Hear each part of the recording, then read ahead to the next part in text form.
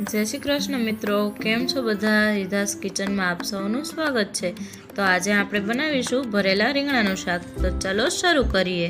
તો આપણે અહીં રીંગણાને ધોઈને સાફ કરી લીધા છે।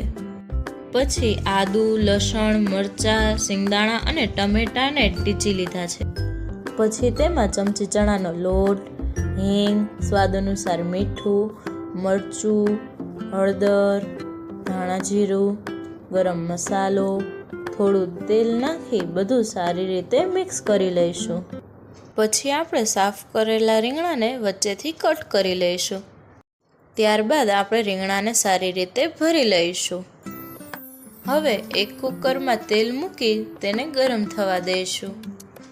હવે આપણે તેલને સારી રીતે ગરમ થવા દઈશું। પછી તેમાં જીરું, હિંગ, તૈયાર કરેલો વધેલો મસાલો ઉમેરી દઈશું।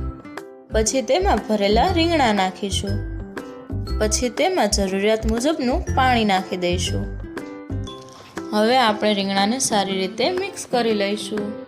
હવે કુકરનું ઢાંકણું બંધ કરી 2 સીટી આવવા દઈશું। તો તૈયાર છે આપણું ચટપટું ટેસ્ટી રીંગણાનું શાક। Thank you for watching. Please like, share and subscribe.